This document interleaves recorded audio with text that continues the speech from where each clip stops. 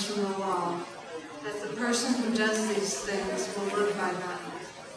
But the righteousness that comes from faith says, do not say in your heart, who will ascend into heaven, that is, to bring Christ down, or who will descend into the abyss, that is, to bring Christ up from the dead. But what does it say? The word is near you, on your lips and in your heart, that this, the word of faith that we proclaim. Because if you confess with your lips that Jesus is Lord, and believe in your heart that God raised him from the dead, you will be saved. For one believes with the heart, and so is justified, and one confesses with the mouth, and so is saved. The scripture says, no one who believes in him will be put to shame, for there is no distinction between Jew and Greek. The same Lord is Lord of all, and is generous to all who call on him. For everyone who calls on the name of the Lord shall be saved. But how are they to call on one in whom they have not believed? And how are they to believe in one of whom they have never heard? And how are they to hear without someone to proclaim him? And how are they to proclaim him unless they are sent? As it is written, how beautiful are the feet of those who bring good news. Hear what the Spirit is saying to God's people. Thanks be to God. A reading from Kings. At that place he came to a cave and spent the night there. Then the word of the Lord came to him, saying, What are you doing here, Elisha? He answered, I have been very zealous for the Lord, the God of hosts. For the Israelites have forsaken your covenant, thrown down your altars, and killed your prophets with the sword. I alone am left, and they are seeking my life to take it away. He said, Go out and stand on the mountain before the Lord, for the Lord is about to pass by. Now there was a great wind, so strong it was splitting mountains and breaking rocks in pieces before the Lord. But the Lord was not in the wind, and after the wind an earthquake, but the Lord was not in the earthquake. And after the earthquake a fire, but the Lord was not in the fire. And after the fire a sound of sheer silence. When Elisha heard it, he wrapped his face in his mantle and went out and stood at the entrance of the cave. Then there came a voice to him that said, What are you doing here, Elijah? He answered, I have been very zealous for the Lord, the God of hosts, for the Israelites have forsaken your covenant, thrown down your altars, and killed your prophets with the sword. I alone am left, and they are seeking my life to take it away. Then the Lord said to him, Go return on your way to the wilderness of Damascus. When you arrive, you shall anoint Hazael as king over Aram. Also you shall anoint Jehu, son of Nimshi, as king over Israel. And you shall anoint Elijah, son of Shaphat, of Abel-Meholah, as prophet in your place.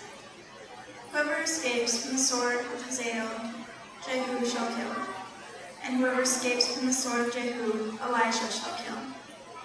Yet I will leave 7,000 in Israel, all the knees that have not bowed to Baal, and every mouth that has not kissed him. Hear what the Spirit is saying to God's people. Thanks be to God. Today's gospel is one of those readings that's almost always used to preach about being strong in faith, being courageous in faith, trusting in the Lord. Don't be like Peter and doubt. I often take exception to that because it leaves out a whole lot of the rest of the story.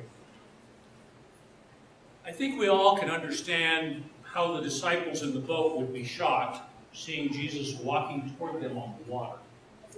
That would be pretty scary. What we need to also notice is that when he announces himself, there's only one disciple that speaks up and gets out of the boat and approaches Jesus on the water. The others are sitting back, hanging on to the gunnels, I assume scared to death. I would be. Peter is the only one with the courage to speak to Jesus, to respond to his summons, to step out in faith, to do something that's completely outrageous. And yes, he falters, and Jesus reaches out and rescues him again. But nonetheless, Peter's the courageous one who takes the chance, who embraces the risk. And I would submit that this and other stories like it are what's behind Jesus choosing Peter to take over the leadership after Jesus' departure. He's willing to stick his neck out. Back in the days when I was in seminary, my classmates and I made an annual spiritual retreat together, 8 days of silence. One year, we were at a conference center at a lodge way up in the Rocky Mountains. Beautiful. Early fall snows had blanketed the ground with about a foot of snow. This particular day it was bright and sunny. Colorado can be like that, even with snow on the ground. And it was just gorgeous. So I planned to hike. I packed up for myself the usual 10 essentials, fire starter, good knife, so on and so forth, first aid kit, and of course food for the day, plenty of water, dressed nice and warm for the outing. Went out the back of the lodge, up the slope and into the trees. I found an area where the elk had bedded down the night before. You could see the depressions on the ground where they laid. Moved on, crossed a gully and up a ridge, started walking along the ridge, enjoying the view. It was just gorgeous. About midday, I came across the tracks of some other hiker and decided this is a great spot to stop for lunch. The view was tremendous. I had my lunch, and as is often the case up in high altitudes, the weather started changing very quickly. Clouds and fog were rolling in, snow was beginning to come down. It was time to go home. Headed off back down my own trail backwards, following my own tracks back.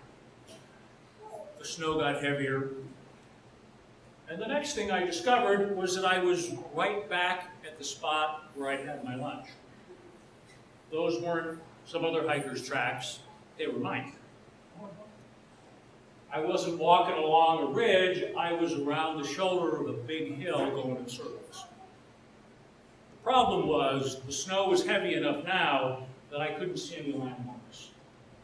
I was literally lost in the snow. Panic started to settle in, and I started rushing around, and then that little voice of memory in the back of the head comes back with the standard line that begins every wilderness survival training thing there has ever been. Panic will get you killed. Keep thinking your way through. So, being who I was, I stopped to pray. I asked for calm, for insight, for strength. And then I remembered something else. I also had developed a lot of skills in tracking and reading trail signs. I could figure this out. I looked over the trails again very carefully, and sure enough, although I'd walked over my own steps several different times, one trail had only one set of footprints coming up the slope to where I was. That had to be the way back. So I began to backtrack myself through the snow in the woods, watching for signs that I'd seen on the way up. And yep, that was the aspen tree that was scarred by the elk rubbing their antlers. I recognized the scar. Yes, that was the pair of pine trees growing up like Siamese twins. Okay, yes, this was the area where the beds were. Finally, I could see the lodge through the snow. I made it out. My brothers and sisters, our lives present us with frightening moments, probably more frequently than any of us would care to have. Difficult choices, things that are terrifying. It doesn't have to be something dramatic and adventurous like Peter stepping out of the boat onto the water, or me having to find my way out of a snowstorm. It can be everyday things. Tasks at school or in sports or at work or even in our family life that are intimidating for whatever reason. We don't have to let those things define us.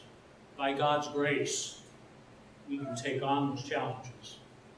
We can find new courage, new inspiration, new empowerment, and go forward.